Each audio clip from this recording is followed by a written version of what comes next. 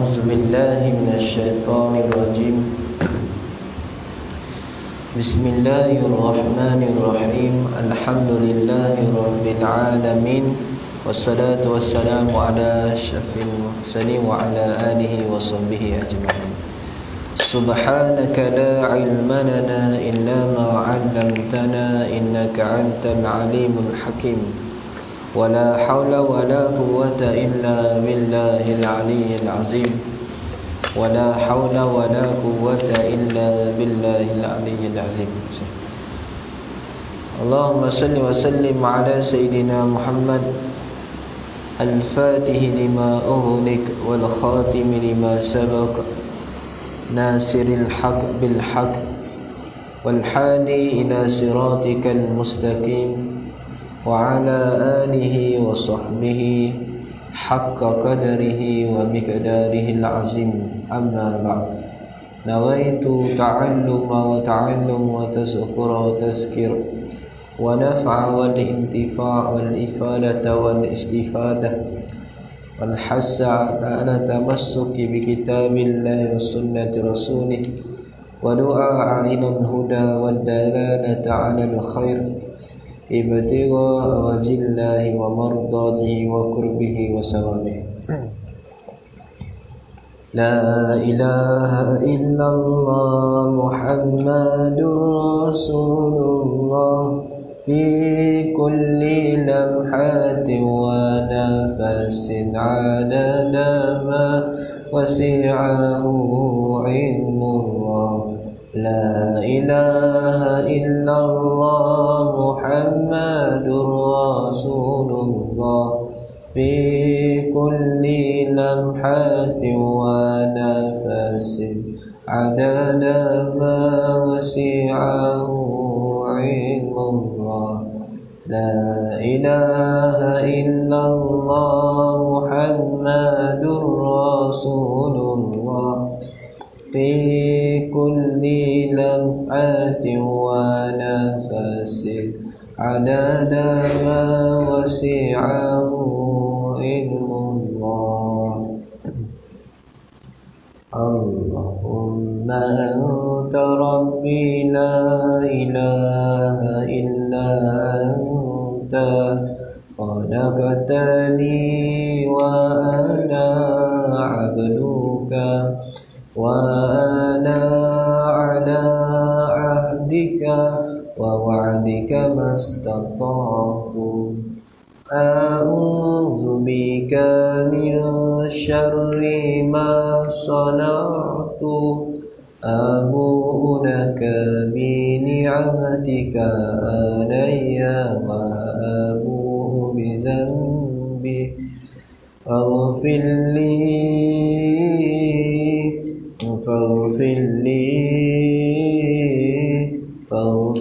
لي فإنه لا يغفر الذنوب إلا أنت.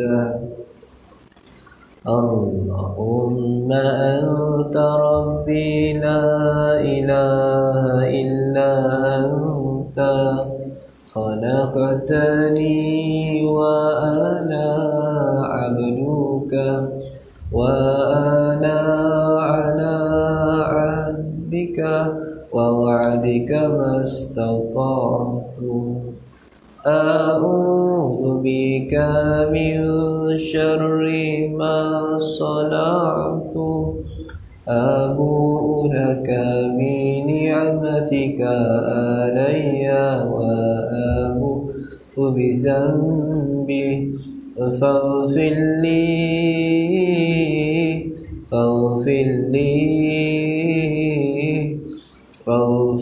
لي فإنه لا يغفر الذنوب إلا أنت.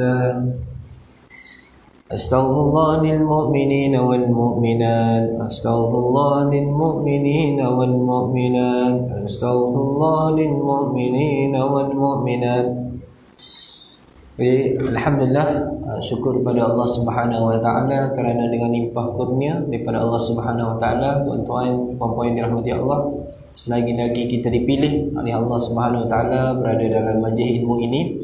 Mudah-mudahan Allah Subhanahu Wa Taala memberkati majlis kita, menurunkan rahmat dalam majlis kita ini serta memberikan kepada kita taufik dan hidayahnya. Jadi kita sambung pengajian kita pada muka surat 141. Kita dah tengok pada minggu yang sudah, setelah umat Islam ditindas, setelah umat Islam di Mekah dizalimi, setelah umat Islam Wasalli ala Sayyidina Muhammad diperlakukan dengan tidak berperi kemanusiaan, maka Allah Subhanahu Wa Taala perintahkan kepada umat Islam supaya berhijrah ke Habasyah. Kita tengok pada minggu lepas lebih kurang 82 orang yang berhijrah ke Habasyah, tidak termasuk kanak-kanak, 82 orang. Hijrah yang pertama dari Islam ialah hijrah ke Habasyah, dan hijrah yang kedua ialah hijrah ke Madinah. Selepas itu tidak ada lagi hijrah bagi umat Islam. Maksudnya walaupun kita dizalimi, walaupun kita ditindas, kita kena berlawan, kita perlu berlawan, kita perlu berjihad menentang musuh Islam, mempertahankan tanah air kita, dan kalau kita mati syahid. Itu maksudnya. Kalau zaman Nabi ada hijrah, maksudnya dizalimi, okey hijrah. Tapi selepas daripada itu tidak lagi ada hijrah di dalam agama kita. Maksudnya kalau ada orang kafir di negara kita ni menzalimi kita, menindas kita, kerana mereka telah ada kuasa, mereka tindas kita, mereka zalimi kita, maka kita tak boleh hijrah, tetapi kita kena lawan penindasan itu walaupun kita terkorban. Kalau kita terkorban dikira mati syahid. Begitu yang berlaku hari ini di Palestin. Kenapa Palestin tak hijrah je? Kita kata hijrah lah pergi Mesir ke, semua di tengah-tengah. Palestin ni duduk di tengah-tengah antara negara Arab. Boleh je dia pergi ke Syria, pergi ke Mesir, pergi ke Arab Saudi. Kenapa mereka tidak berhijrah? Kerana tidak ada hijrah lagi selepas hijrah Nabi ke Madinah. Maka mereka kena pertahankan, umat Islam kena pertahankan bumi tanah air mereka, sehingga mereka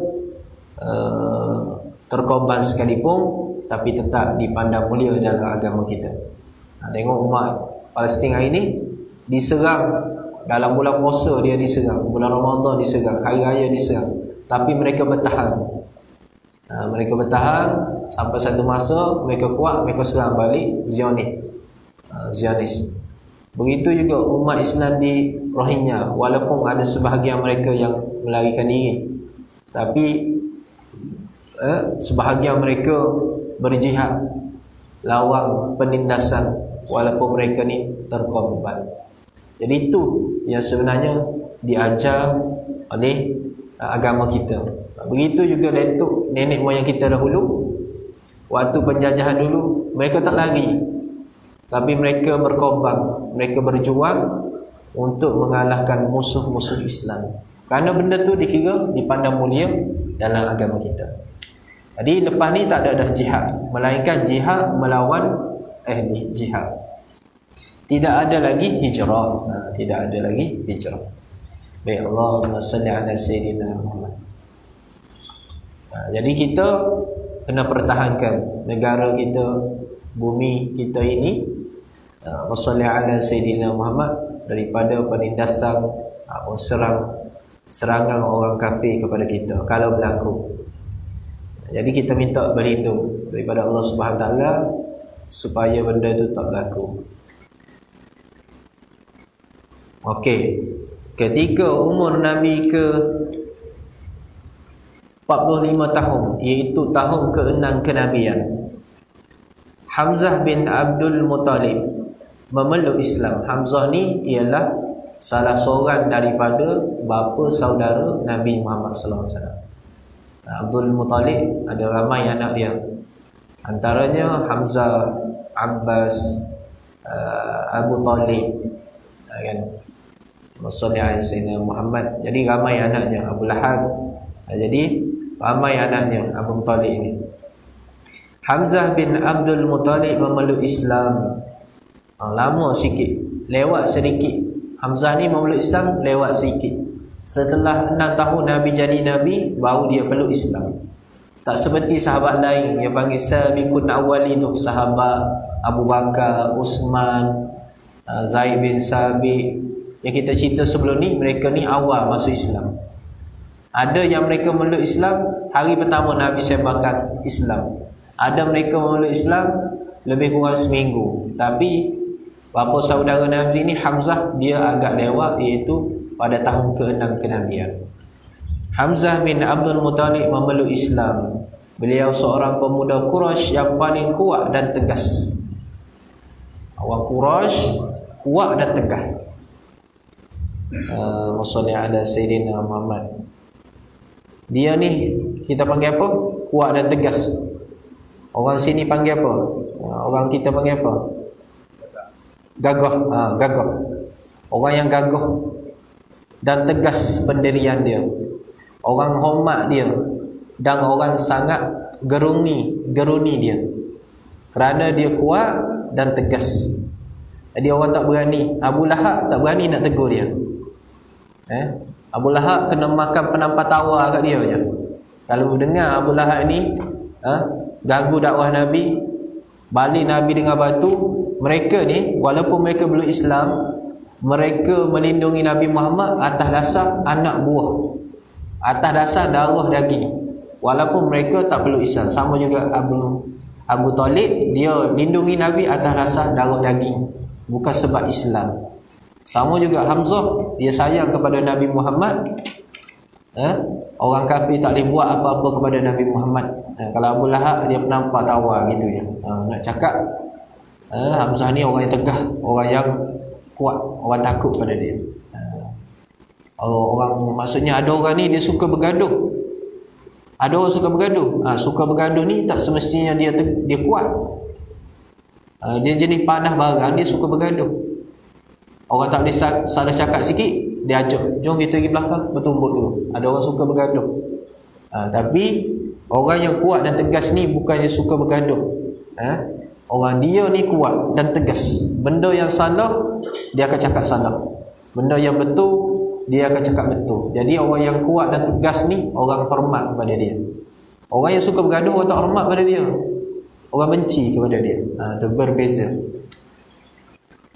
Jadi Rasulullah SAW suka dengan keislamannya. Jadi setengah riwayat kata Hamzah ni balik daripada berburu. Balik daripada berburu. Masalli ala Sayyidina Muhammad wa ala ali Sayyidina Muhammad. Dia nak jumpa Nabi Muhammad SAW.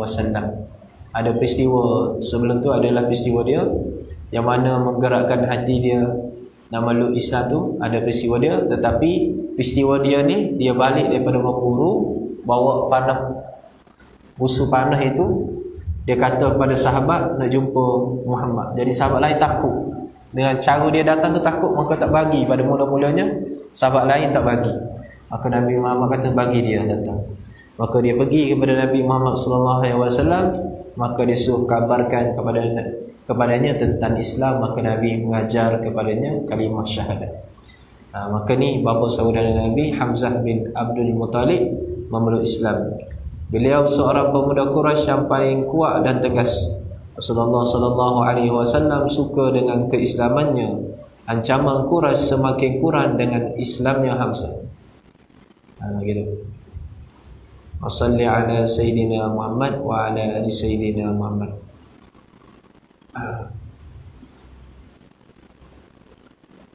Wassalli ala Sayyidina Muhammad.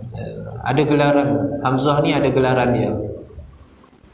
Tak ingat, singa Allah, gitulah, ada gelaran dia. Jadi setelah Hamzah ni masuk Islam, semakin orang Quraisy takut untuk menindas orang Islam. Kerana dia ni orang yang kuat, orang yang kedebeh, orang yang tegas, orang yang kuat. Maka orang Quraisy takut, semakin takut nak mengancam orang Islam.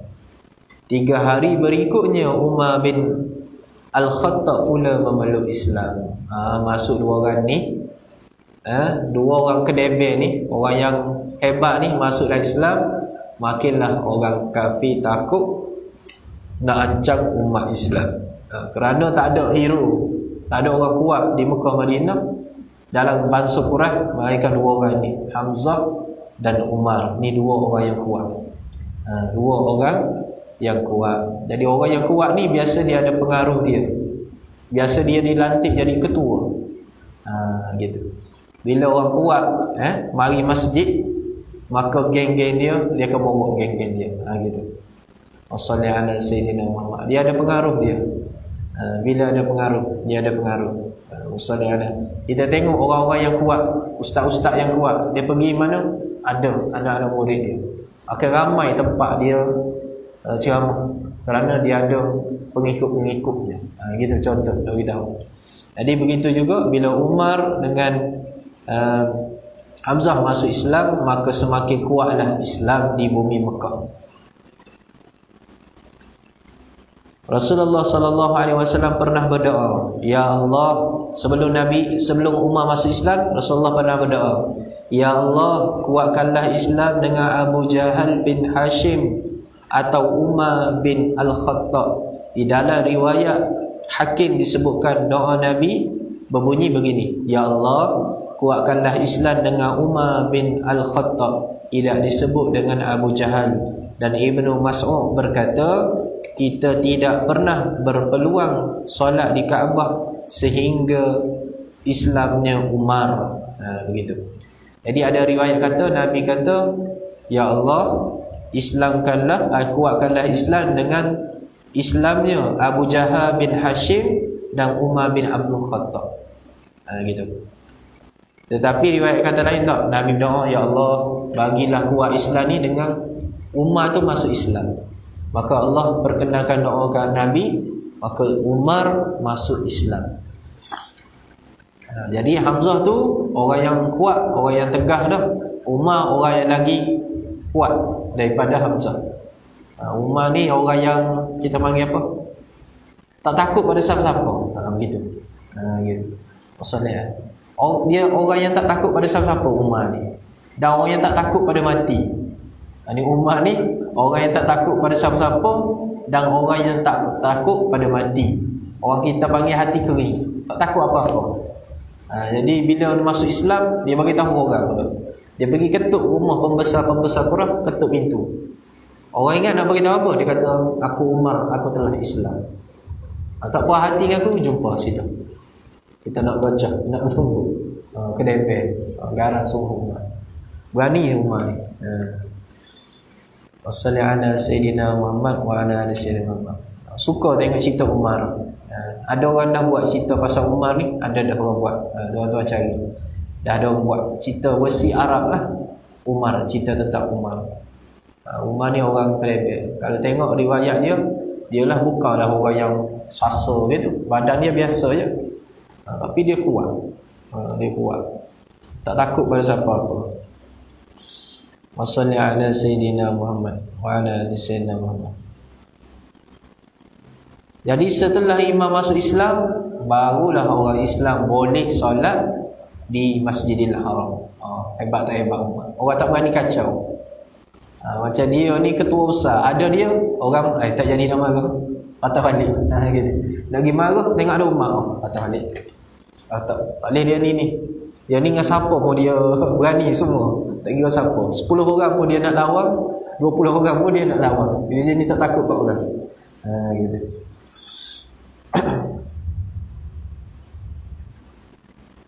Umar hebat Umar. Wassallallahu ala sayyidina Muhammad.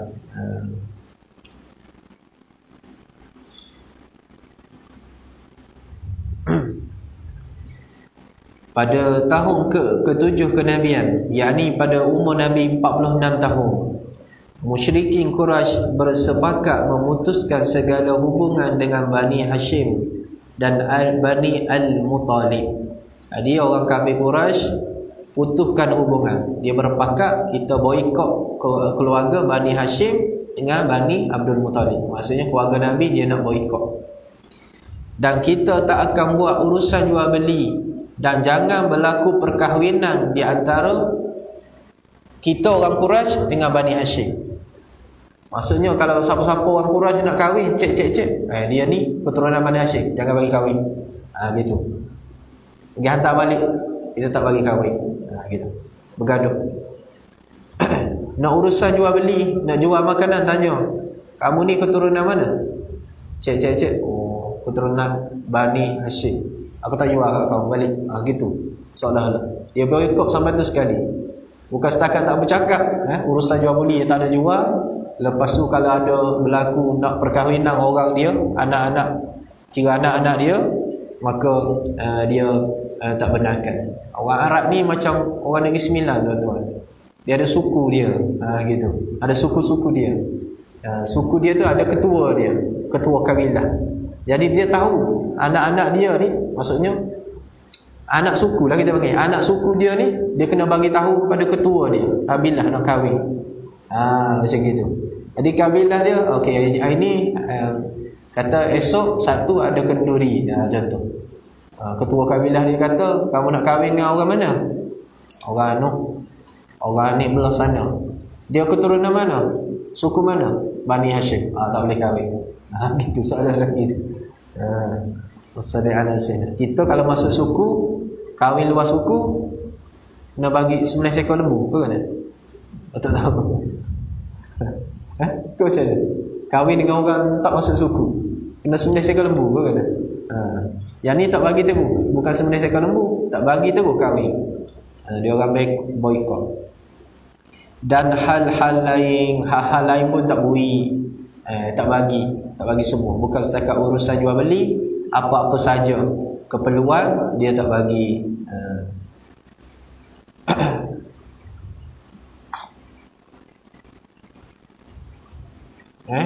Dan urusan-urusan lain dia tidak ada urusan. Maksudnya dia memutuskan segala urusan dengan keluarga Bani Hashim dan Abu Talib. Tujuan dia supaya mereka menyengkap dakwah Nabi Muhammad SAW. Mereka menulis satu penistiharan yang ditulis oleh Mashhur bin Ikrimah. Tangannya menjadi lumpuh selepas itu. Ni satu mukjizat Nabi. Mereka tulis satu peristiharan, ni larangan buat begini. Tak boleh jual beli dengan Bani Hashim, jangan kahwin dengan Bani Hashim. Kalau tak boleh bercakap dengan Bani Hashim, jangan bagi apa-apa pertolongan dengan Bani Hashim. Maka dia tulis peristiharan tu, dia tampak. Dia nak bagi orang-orang dia Quraisy tengok benda tu. Jadi dengan mukjizat, Allah bagi mukjizat kepada Nabi Muhammad SAW, lumpuh tangan orang yang menulis itu jadi lumpuh. Allahumma salli ala Sayyidina Muhammad. Itu pun tanda Islam lagi kan. Kadang-kadang mukjizat Nabi ni kita kata luar biasa, tapi bila hati ni Allah tutup, tak nak terima Islam. Bila hati Allah tutup, orang tu tak nak terima Islam. Kita ni syukur, walaupun kita ni jauh daripada Nabi, kita tak nampak pun mukjizat Nabi. Mukjizat Nabi kita tak pernah tengok dengan mata kita, tapi Allah beri hidayah kepada kita ni menerima Islam. Dengan kisah Nabi saja kita boleh menerima Islam. Maka Allahumma salli ala Sayyidina Muhammad, satu nikmat yang besar. Jadi orang yang sangat celaka, orang yang hidup sezaman dengan Nabi tapi tak boleh Islam dia. Ni celaka orang ni. Duduk sezaman dah dengan Nabi tapi tak boleh memeluk Islam. Kufar Quraisy menggantung peristirahat itu di dinding Kaabah. Dia tulis-tulis, dia gantung di dinding Kaabah. Boikot kepada keluarga Nabi. Kesan daripada boikot tersebut menyebabkan orang Islam daripada Bani Hashim dan Bani Muttalib berkumpul dan tinggal di daerah Syaib. Syaib ni daerah lereng gunung, tempat yang biasa kena banjir. Jadi sebab dia boikot, tak bagi makan, tak bagi jual beli, jadi nak makan mana? Jadi paksa keluar daripada kawasan Mekah tu, pergi duduk di lereng bukit yang dikenali dengan Syaib Abu Talib. Sehingga nama tu lekat nama Syaib Abu Talib kerana tempat keluarga Nabi berkumpul ketika boikot orang Quraisy. Sepanjang tempoh boikot tersebut, mereka sangat sengsara. Jadi sangat sengsara. Dah tak ada makanan, orang tak nak jual, orang halang daripada makanan masuk sampai kepada keluarga Nabi. Dia tak bagi siapa-siapa pun tolong. Sepanjang tempoh boikot tersebut, mereka sangat sengsara dan mengalami kelaparan yang hampir-hampir membuatkan mereka tidak boleh tertahan. Tak boleh makan 2-3 hari. Tak boleh tahan. Sehari pun tak boleh tahan dah kita. Kalau kita biasa sarapan pukul 9 pagi, sarapan pukul 11, nak ketar, bagi ketar ni. Ketar. Tak tahan. Ini tak makan 2 hari, memang tak boleh tahan. Tak boleh tahan sungguh. Jumpa apa pun makan. Salli ala Sayyidina Muhammad wa ala Sayyidina Muhammad. Pengampungan ataupun boikot itu berterusan selama lebih kurang 3 tahun. 3 tahun susah keluarga tu. Umat Islam dan keluarga Nabi ni susah selama 3 tahun mereka boikot. Mereka tidak mendapat bahan makanan dan keperluan lain melainkan dengan jalan rahsia. Kalau jalan-jalan biasa ni, jumpa kawan-kawan, dia rampas makanan tu. Bukan dia halang daripada sampai makanan. Kalau dia nampak warga Nabi ni bawa makanan, dia pergi rampas, pergi rompok, habis. Jadi terpaksalah mereka dapat makanan ini, keperluan daripada luar Mekah secara rahsia. Setelah beberapa ketika, 5 orang tokoh Quraisy bangkit melawan peristiharan tersebut dan mengoyakkannya. Jadi Wassalli ala Sayyidina Muhammad wa ala Sayyidina Muhammad.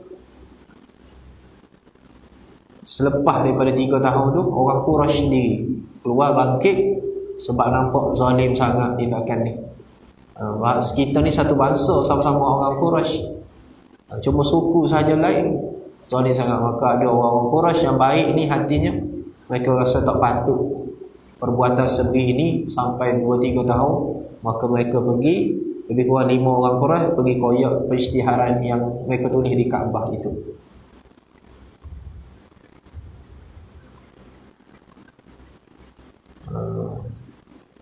Wassalli ala Sayyidina Muhammad. Perang But'ah antara kabilah Aus dan Khazraj. But'ah ialah nama sebuah kubu milik kabilah Aus. Baik. Ini cerita lain. Berlaku peperangan di antara kabilah Aus dengan Khazraj. Waktu Nabi duduk di Mekah, yang Nabi ditindas tadi, diboikot tadi, dalam masa yang sama berlaku peperangan di Madinah. 2 kaum, iaitu Aus dengan Khazraj, berlaku peperangan. Mereka sama-sama satu kaum di Madinah, mereka berperang. Bila Nabi pergi hijrah ke Madinah, akhirnya Nabi menyatukan 2 kaum yang berperang ini, Aus dengan Khazraj. Itu cerita dia. Ini cerita lain, tapi dia tulis itu. Maksudnya dalam masa Nabi diboikot di Mekah, dalam waktu yang sama Aus dengan Khazraj di Madinah berperang sesama mereka. Jadi wallahu a'lam. Jadi sekadar itu saja. Nanti kita akan sambung lagi, iaitu pada tahun ke-8 kenabian, umur Nabi ke-47. Baik, Allahumma salli ala sayyidina. Qala musannif hafizahullah ta'ala, syarat kedua yang ke-7. Jadi dalam solat berjemaah ada syarat dia, yang mana kita ni dikira solat berjemaah. Bismillahirrahmanirrahim. Yang ke-7, hendaklah sah solat imam pada i'tikad makmum. Syarat sah kita ikut imam tu yang ke-7, mestilah hati kita kata imam ni solatnya sah. Kalau pada di sisi kita kata imam ni tidak sah, maka kita tak boleh ikut imam tu. Itu maksudnya.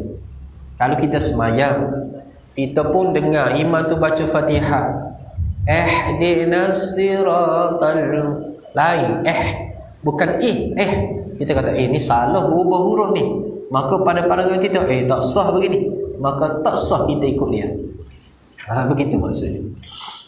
Sama ada bacaan Fatihah ataupun perbuatan-perbuatan imam yang kita tengok tidak sah solatnya, maka kita tak sah ikut imam tersebut, tak boleh ikut.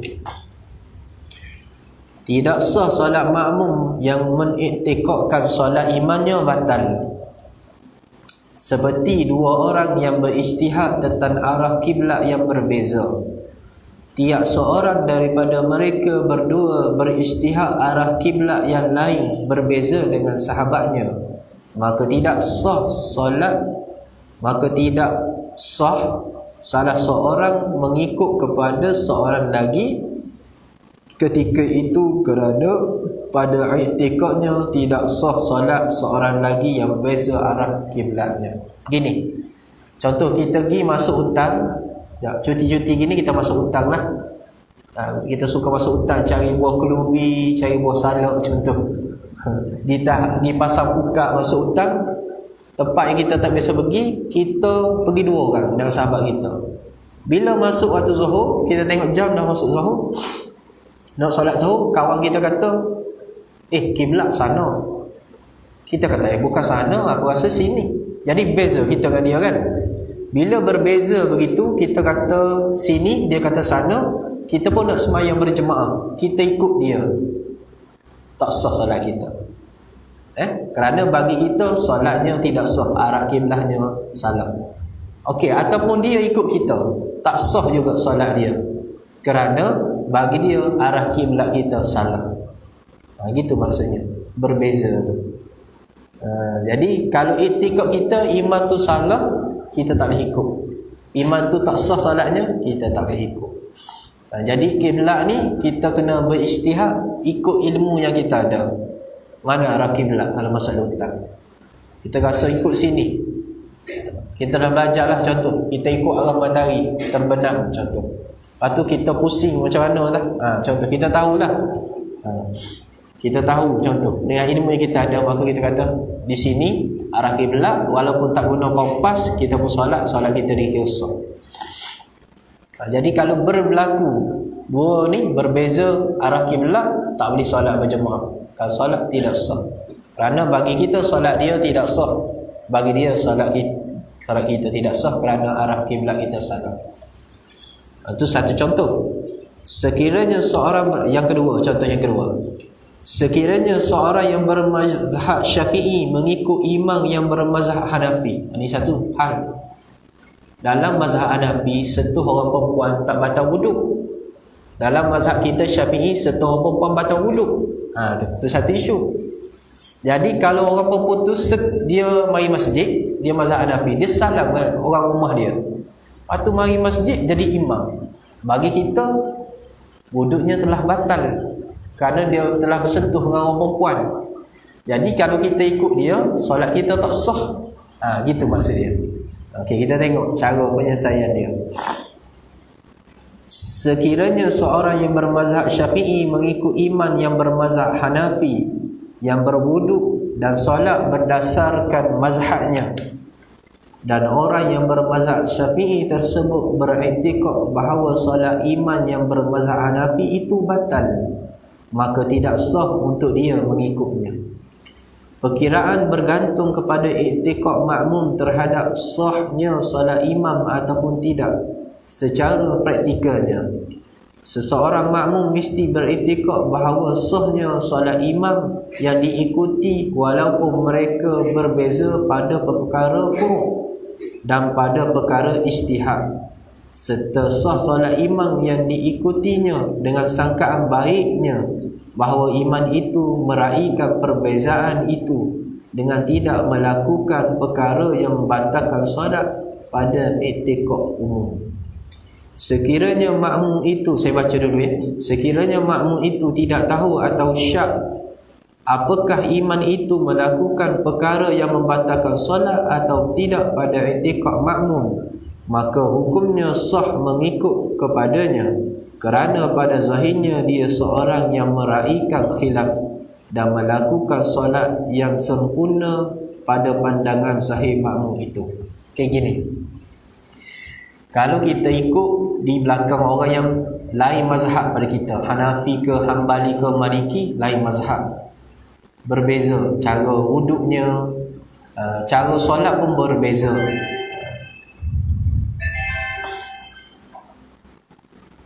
Okay, dalam mazhab lain, tamakninah bukan rukun dalam solat. Kita rukun. Bagi mereka juga, rukun adalah bukan wajib. Rukun iktidal bukan wajib bagi mereka, sedangkan kita rukun. Jadi kalau dia tak buat benda tu, kita nampak boleh membatalkan solat. Gitu. Okey, contoh, bagi contoh yang salam tadi. Contoh yang tadi kita nampak imam yang mazhab lain tu dia salam orang rumah dia jadi imam. Kita nampak. Maka kalau kita ikut dia, solat kita tak sah. Kita tak boleh ikut dia jadi imam. Gitu mudah. Tapi kalau dia datang, dia mazhab lain, kita tak nampak dia bersalam dengan orang rumah dia, dia terus jadi imam, solat kita sah. Gitu. Sebab kita tak nampak, kita tak tahu dia sentuh ke tak sentuh. Jadi kita sangka baik dia tak sentuh, maka solat kita sah ikut dia. Jadi kalau kita nampak jelas dengan mata kita, barulah tak sah. Tapi kalau kita tak nampak, kita tak tahu, kita sah solat di belakangnya. Hari ni kita solat di bumi Malaysia tak jadi masalah. Bila tuan-tuan pergi ke umrah jadi masalah, sebab di sana ada banyak mazhab. Jadi mazhab lain ada cara wuduknya, mazhab kita ada cara wuduknya, mazhab lain ada cara solatnya, mazhab kita ada cara solatnya. Jadi begitu. Jadi kalau kita nampak imam yang kita nak ikut tu dalam mazhab lain, bagi mazhab kita solat dia tidak sah, maka kita tak boleh ikut. Tapi kalau kita tak nampak, maka kita bersangka baik mereka ini meraihkan perbezaan mazhab. Jadi sah ikut di belakang imam mazhab lain dengan syarat dia tak buat perkara yang membatalkan solat dalam mazhab kita. Gitu.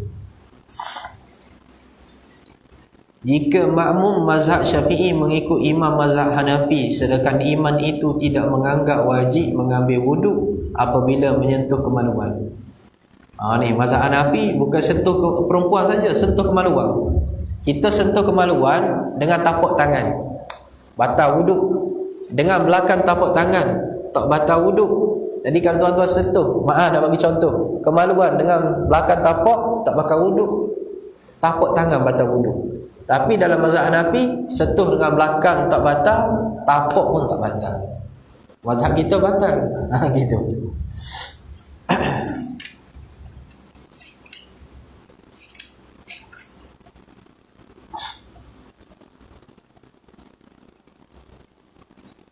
Sedangkan iman itu tidak menganggap wajib mengambil wuduk apabila menyentuh kemaluan atau menyentuh perempuan.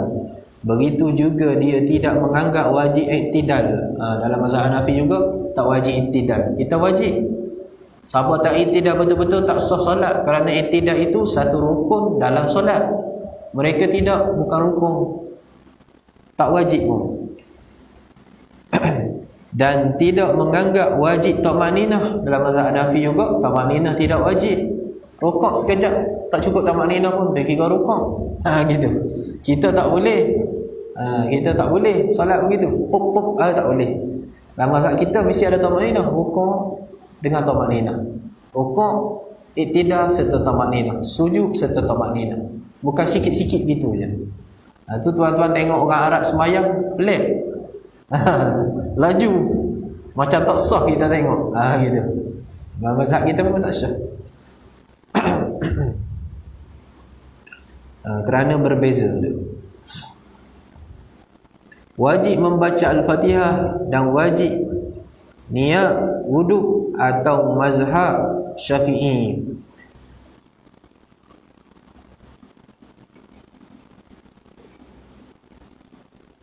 Mana tadi? Tidak. Dan dia tidak menganggap wajib tamakninah dan wajib membaca Al-Fatihah. Dan wajib niat wuduk. Mereka tak anggap wuduk ni niatnya wajib. Atau mazhab Syafi'i mengikut mazhab Maliki yang tidak menganggap wajib tertib dalam wuduk. Itu beza tu. Maliki pula lain. Dalam kita mesti tertib. Ambil wuduk mesti tertib. Maksudnya tak boleh basuh kaki dulu, baru basuh tangan, lepas tu komo, basuh kepala. Tak ada tertib, tak boleh. Dalam mazhab kita mesti ikut tertib. Basuh tangan, komo-komo, basuh hidung, tangan siku, basuh kepala. kan, basuh muka, basuh kepala, basuh telinga, basuh kaki. Ada tertib. Tak boleh kita tak ikut tertib itu. Kalau tak ikut tertib, wuduk kita tak sah. Tapi dalam mazhab Maliki, ambillah wuduk macam mana pun sah belaka. Basuh kaki dulu ke, basuh tangan dulu ke, basuh kepala dulu ke, basuh muka dulu ke, sah. Tak ada tertib. Gitu. Jadi kalau kita tengok orang mazhab Maliki ambil wuduk, tak pandai ni budak ni, kita kata. Tak sekolah agama. Kita kata gitu. Tak pandai ambil wuduk. Tapi mazhab dia tak ada tertib. Mazhab kita ada tertib. Jadi kalau kita tengok dia ambil wuduk tak ikut tertib, kita tak boleh ikut belakang dia nanti. Kerana bagi kita wuduknya tidak sah, solatnya juga tidak sah. Begitu maksud dia. Kalau kita tak nampak dia ambil wuduk, tak apa. Pendapat yang ashah, ikutan itu sah jika dia tidak pasti. Kalau dia tak pasti, dia ragu-ragu, okey, bahawa imam beranggapan demikian. Sebaliknya jika dia yakin imam itu solat dengan anggapan demikian, maka ikutannya tidak sah. Jadi kalau dia ragu-ragu tentang iman tu, cara wuduk dia, ataupun kita tak nampak, kita sangka baik dia meraihkan perbezaan mazhab, maka sah ikutan kita walaupun dia imam mazhab lain. Tapi kalau kita nampak, kita yakin apa yang dia buat itu salah di sisi mazhab kita, maka kita tidak boleh mengikut imam itu. Macam kalau di Malaysia ni, saya pernah solat satu surau, ada orang Pakistan saja, di nilai 3, semua Pakistan. Ada 2 orang je Malaysia. Kalau di Kuala Lumpur ada tak? Orang kata masjid India. Dia tak pernah pergi sembahyang masjid India. Masjid dia orang mazhab apa?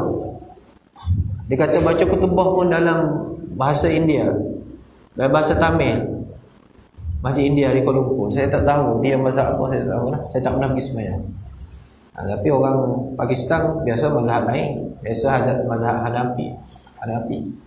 Gitu.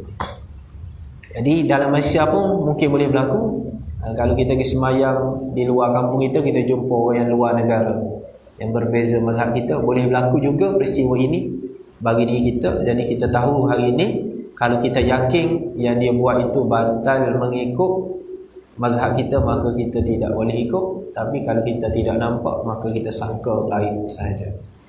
Gitu. Wassallallahu ala sayyidina Muhammad wa ala sayyidina Muhammad. Okey. Ada soalan tuan-tuan?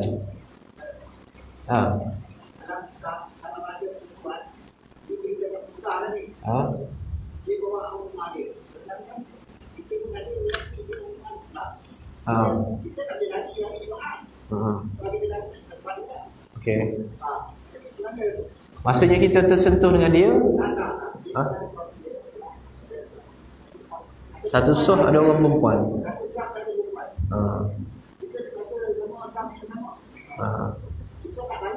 Okey. Okey. Jadi Musalli ala Sayyidina Muhammad, kalau kita sembahyang di Mekah, sebab tu kalau di Malaysia tak boleh lah kan, begitu. Tapi sebab di Mekah kita meraihkan perbezaan mazhab, maka mufti kita berijtihad, kita maksudnya sama solat dalam keadaan begitu tidak masalah, solat kita tidak sah. Kalau kita tersentuh pun dengan orang perempuan tersebut, kita boleh, kita panggil apa, taklid dalam mazhab lain, dalam mazhab Hanafi, yang mana sentuh dengan orang perempuan tidak membatal wuduk untuk waktu darurah seperti itu sahaja, bukan bila-bila masa, waktu ketika itu sahaja. Maka tak boleh nak elok tempat begitu, kita nak elok macam mana tak boleh. Jadi supaya kita sah lah, kira sah. Kira begitu. Kalau tersentuh sekalipun niat, kalau tak sentuh tak ada masalah. Kalau tersentuh sekalipun payah kita taklid dalam mazhab Hanafi. Tetapi hari ni ulama kita ajar begini pula, dia suruh bawa spray tu. Dia suruh spray. Kalau kita tersentuh, kalau tak nak taklid, dia suruh spray, ambil wuduk yang wajib basuh. Dia spray. Utama orang lelaki mudah je nak ambil wuduk. Sallallahu alaihi wasallam. Jadi tak jadi masalah, solat sah waktu sebegitu kita tak boleh nak edapkan dah. Manusia ramai, satu manusia berjuta-juta orang, padat.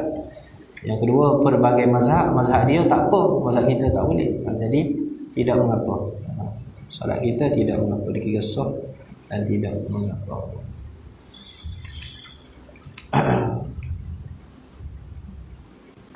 Jadi kalau orang pergi umrah ke haji kan, orang tak fikir kita kan, tak kira kita lelaki perempuan dia main langgar je kan, dia tak fikir. Dia tak kenal orang kata. Sallallahu alaihi wasallam. Wallahu a'lam. A'udzu billahi minasy syaithanir rajim. Bismillahirrahmanirrahim. Allahumma arinal haqqa haqqan warzuqna ittiba'ah wa arinal batila batilan warzuqna ijtinabah wa la taj'alhu multabisan 'alaina fanadillu waj'alna lil muttaqina imama. Ya Allah, ya Tuhan kami, jadikanlah perhimpunan kami ini satu perhimpunan yang diberkati, perpisahan kami selepas ini satu perpisahan yang dirahmati. Ya Allah, ya Tuhan kami, sekiranya ada di kalangan kami dalam kesusahan, ya Allah, bantulah ya Allah, permudahkanlah urusannya ya Allah. Sekiranya ada di kalangan kami dalam kesakitan, ya Allah, berikanlah kesembuhan kepadanya ya Allah. Ampunilah dosa-dosanya ya Allah. Wa sallallahu ala sayyidina Muhammad wa ala alihi wa sahbihi wa sallam. Alhamdulillahi rabbil alamin. Hadza wa billahi taufiq wal hidayah. Wassalamu alaikum warahmatullahi wabarakatuh.